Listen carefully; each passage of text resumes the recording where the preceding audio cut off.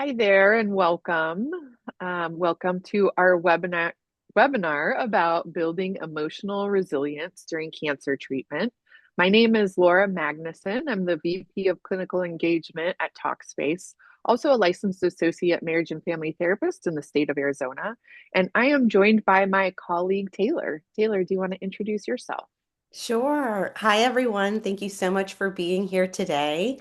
My name is Taylor, and I am the account manager here at Talkspace for Cancer Care, and we are thrilled to be here to support your community. Awesome. Thank you.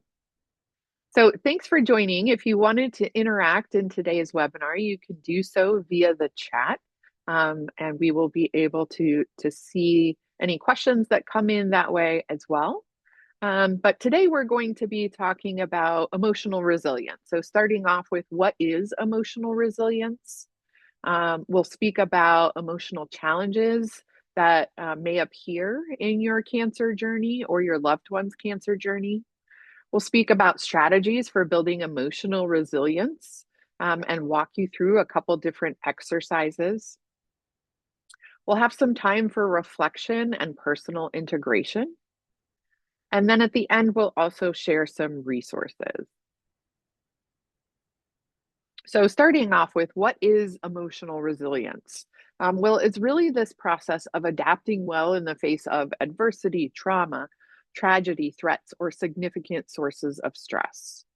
And so, as much as resilience involves bouncing back from these difficult experiences, it can also involve profound personal growth. So, we can think about this idea of a rubber band, right? And if a rubber band gets stretched too hard, sometimes it can bounce back. Sometimes it can snap. Sometimes it can even stretch, right? And so, if we're applying this analogy into our own lives, we want to be the rubber band that's going to stretch as well as bounce back. The good news is that emotional resilience is learnable. So, if you feel like maybe you haven't been that resilient in your past experiences, this is something that we can learn and we can apply to our life today. It's not about perfection or staying positive all the time, right? We know that emotions happen on a spectrum, and that is not what resilience is not about staying positive all the time, right? It's adapting to these emotions. And so we are going to share a video here of speaking about emotional resilience.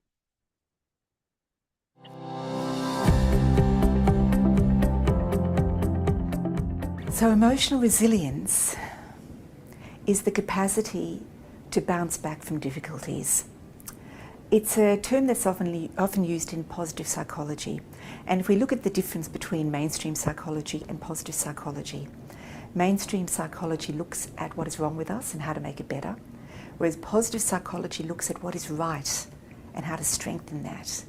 So we might look at people who have had difficult situations, even traumatic situations, and we'd look at the qualities that allowed them to maintain that strength, which is that resilience.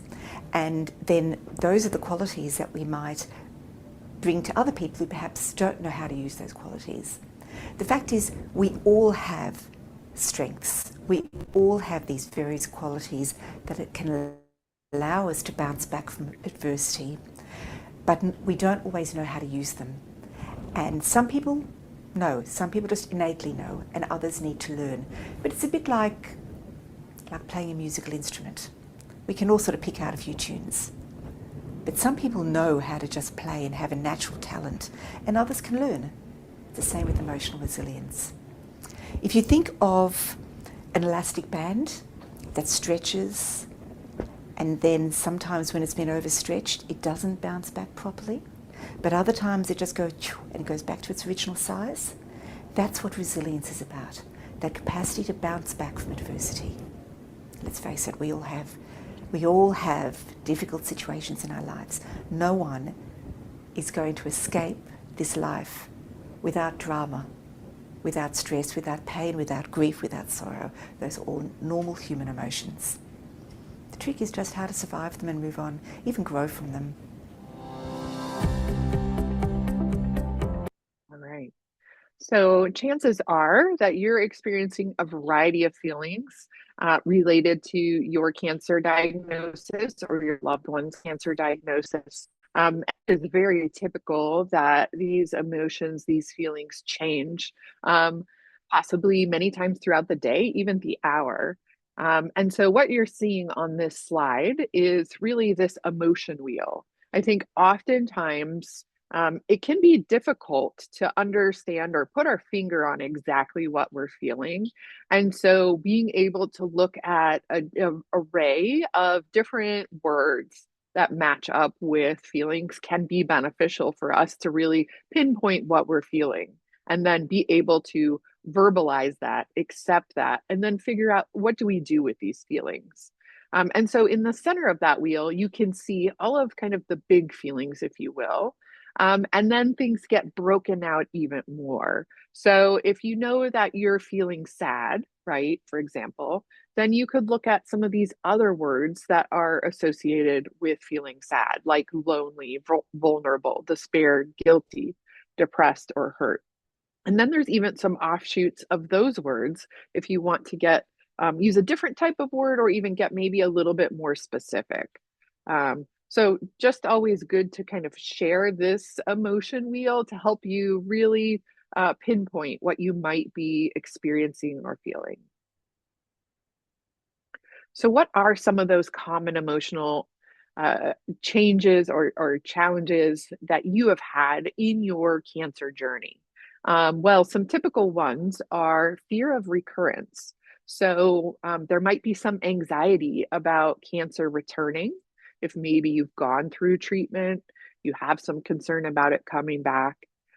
You could have some anxiety about medical scans that you are undergoing or your loved ones undergoing.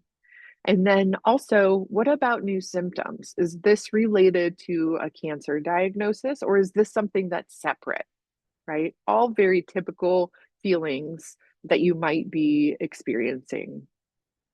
Also, some body image changes. So, thinking about changes in appearance related to that cancer diagnosis. Maybe your body doesn't feel as strong as it used to, or maybe your sexual health is really affecting your confidence and your identity. Again, a typical response. Another one is loss of independence. So, maybe you're, for the first time ever, having to rely on others for help. Maybe this means that there are shifting roles in family and work. And so you might just be feeling like you're having to rely on people when you never had to do that before. So, again, the big takeaway here when we're talking about some of these common emotions is that these fears, these anxieties that you're experiencing are really normal responses to a life changing experience. And addressing them with compassion really can support in your healing.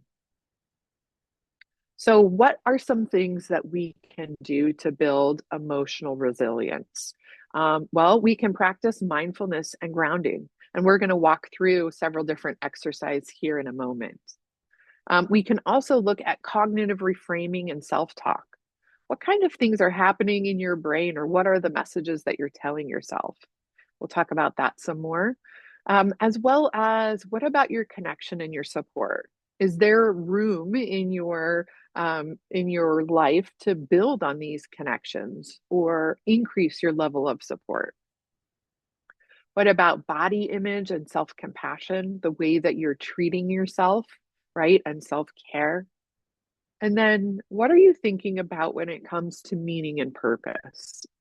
Are there some things that related to your cancer diagnosis that maybe you can shift or look at things differently, or maybe take a step back and maybe things that were meaningful before or are no longer, and vice versa, right? So we'll talk about all of these a bit more. But we're going to start with a mindfulness exercise, which is a body scan. And so we can use a body scan really as a way to calm our body and reduce anxiety. It helps us to tune into what our body's trying to tell us, and it gives us some clues about our emotions. So if you're someone that maybe really kind of stuffs your emotions down, you kind of just keep powering through, this is an opportunity to give yourself some time to really think about and experience what your body is feeling and see if there's things that your body is trying to tell you. And it can also give you some messages about how you can care for your body as well. So, if you'd like to participate, we definitely encourage that here. And so we are going to start off in this body scan exercise by slowing your breath. So we're going to inhale to fill our lungs, and we can do that by breathing in through our nose, and then slowly releasing, breathing out of our mouth. And we're going to do this a few times. So again, slowly breathing in, inhaling your lungs in through your nose, and then slowly releasing out of your mouth.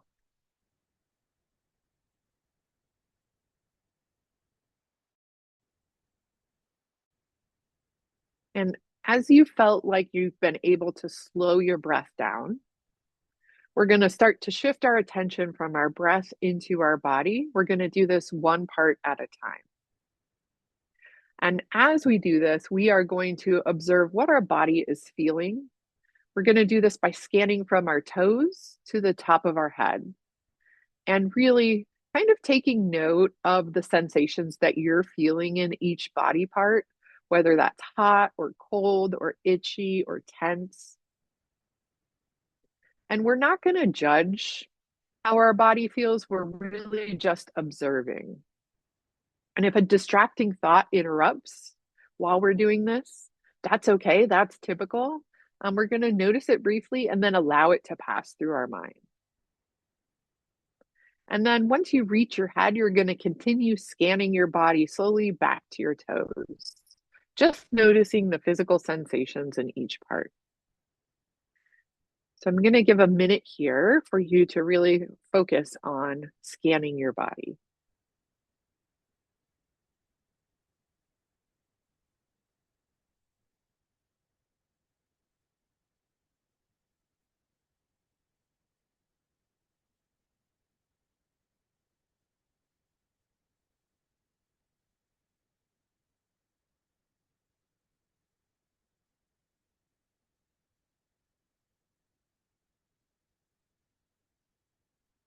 Okay.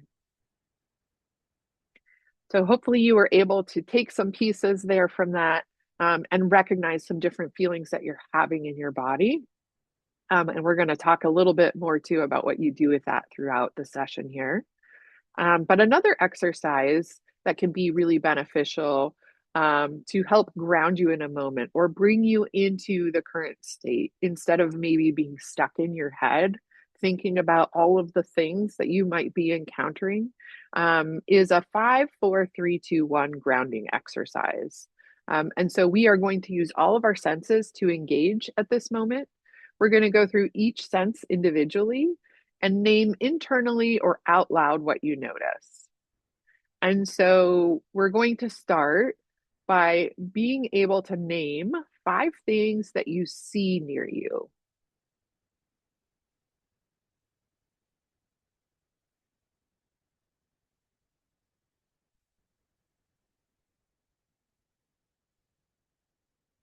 And then next, what are 4 things that you can touch?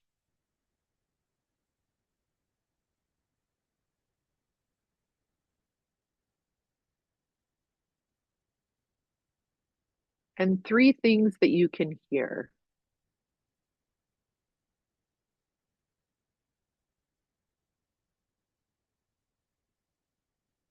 And 2 things that you smell.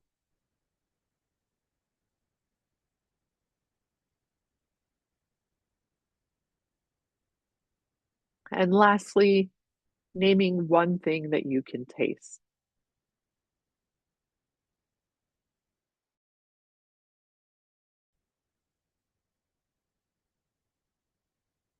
Again, this is a great exercise to really bring you into the present moment. If you feel like maybe you're experiencing a lot of anxiety, thinking about, or having worries. about really anything. Another exercise related to mindfulness is deep breathing. So we focused a little bit on our breathing before doing that body scan, but this is really just about focusing on our breath work. And so in this exercise, we want you to get comfortable. And again, if you're sitting in a chair listening to this, you might need to be able to be in front of your screen. But if you do this later, you can also lie on your back in bed or on the floor with a pillow under your head and your knees. So again, the idea here is just for you to get comfortable. And place one hand on your belly. Take a deep breath in through your nose for 4 seconds. And as you do this, as you breathe in, you should be able to feel your belly rise.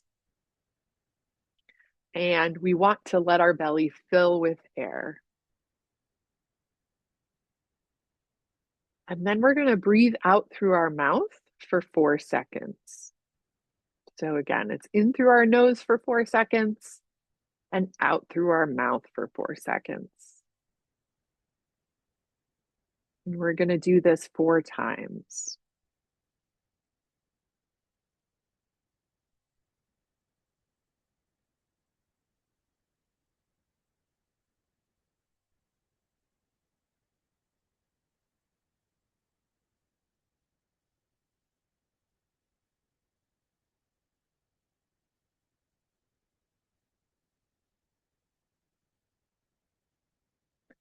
Again, this is really a great exercise to help regulate your body, as well as if you are experiencing any type of anxiety, it can help to slow things down. Again, as you're doing this exercise, it's possible you might have some thoughts kind of flood in, and that's okay. We're going to recognize them and let them pass, really just focusing on our breathing.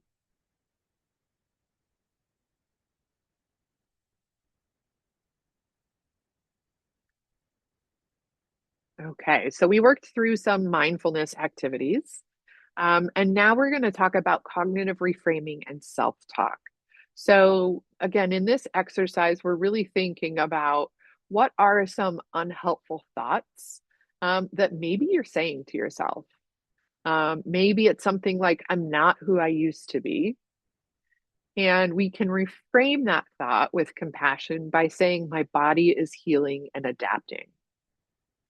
And really, oftentimes individuals, if they're having a hard time with some of that self-talk, they might even put one of these new statements that they're trying to reframe with somewhere that they can see it. So maybe it's on your bathroom mirror on a post-it. Maybe it's taped to your computer screen, right? Wherever it is that you might see it often, just to reinforce how we can change our thoughts and how that is actually going to change how we feel. So we want to practice affirmations focused on strength and acceptance. So for you, I'm going to give you some time just to reflect personally. What is one of your unhelpful thoughts that maybe you're experiencing right now? And then how can you reframe that with compassion?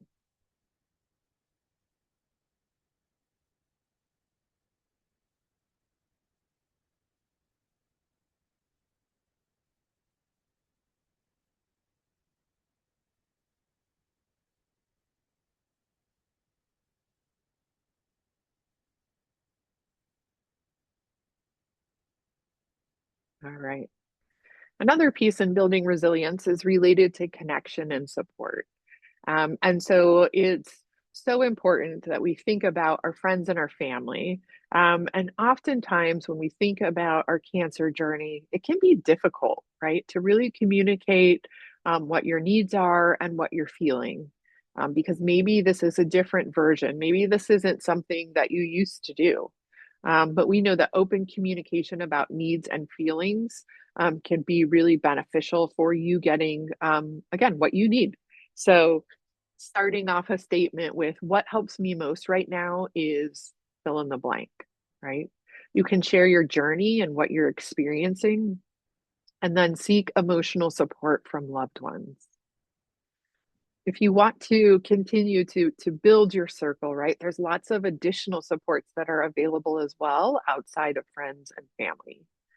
So one is nurse navigation.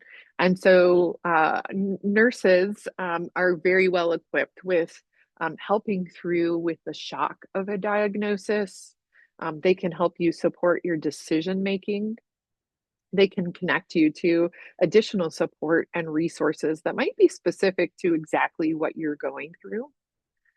They can normalize difficult emotions, and they can help you to understand the road ahead.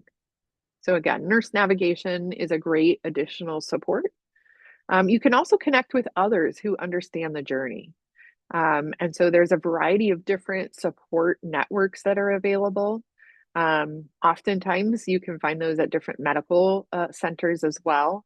We've listed one on here that is national. If you go to cancer.org and look under their support programs and services, there's a variety that's available as well. But again, depending on where you live, this is a national organization. They should be able to connect you. And now there's a variety, even if you were just to Google virtual support groups as well, right?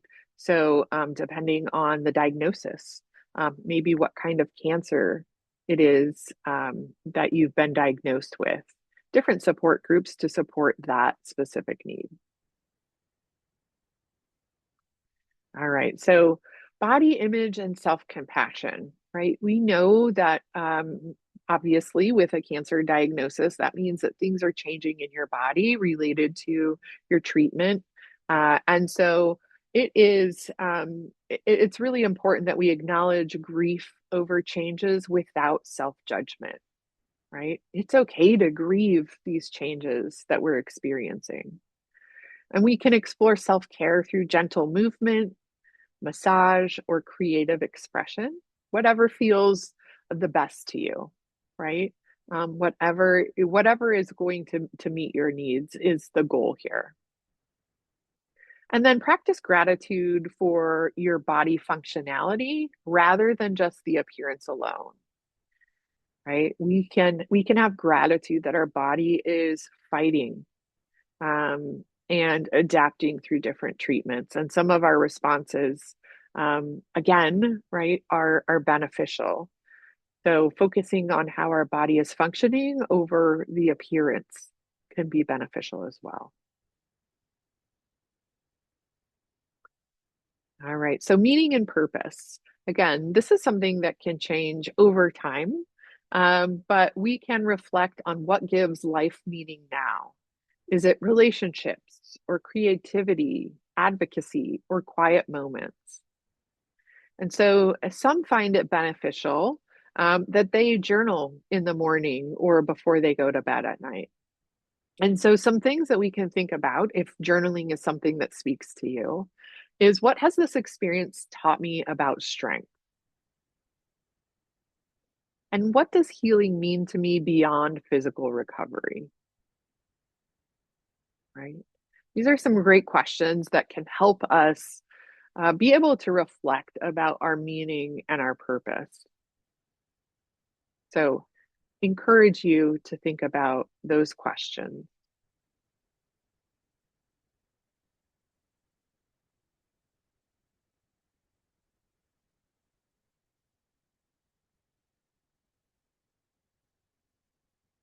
All right. Also, want to share, being from Talkspace, how Talkspace Go can help. So that is something that is available to you, and it can really help with gaining new perspectives.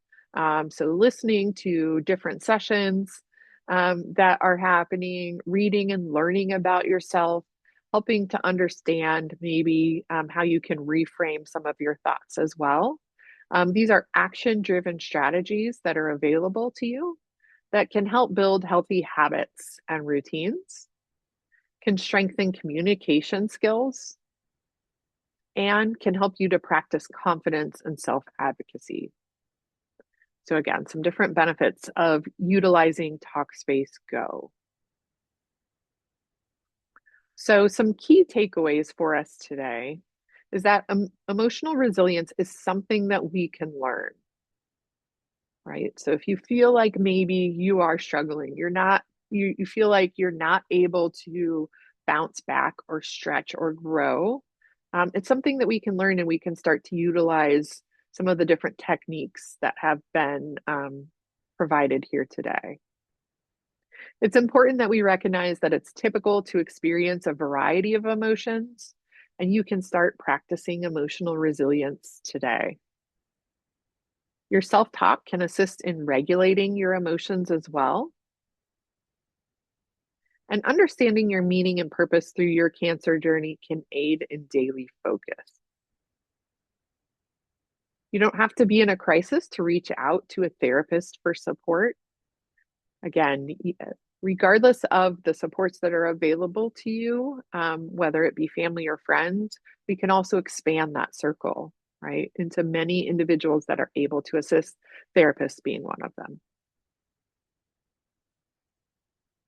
And so want to kind of end our time here together today by considering and reflecting about how are you going to practice resilience? So when you face fear or uncertainty, what's something that helps you feel grounded?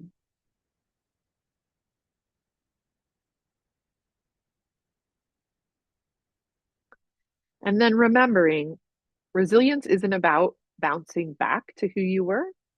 It's about becoming who you're meant to be with gentleness and strength. All right. A couple different resources here to provide you with. The first being 988. So this is a 24/7 phone number that you can call at any time if you feel like you need to talk to someone. This is it will route you to the closest crisis hotline. You don't have to be in an imminent threat situation to utilize this phone number either. They're able to give different resources that are available in your particular location, depending on your need as well. So 988 is a great national free resource. The cancer.org website was the site that I shared about some of those support groups as well. There's a variety of different resources available on that site also.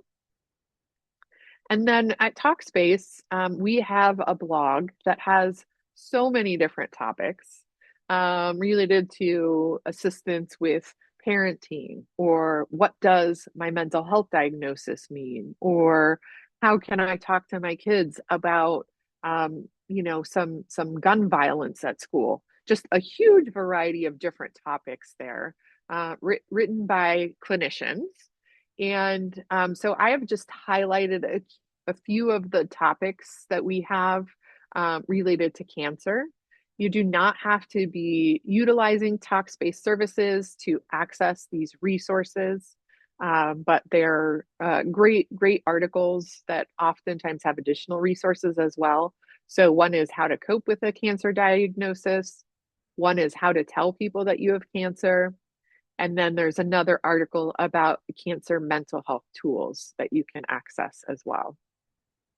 Again, you can go to the talkspace.com/blog and do a search of different topics as well. So again, free to utilize, and you don't need to be using those Talkspace services in any way to access those.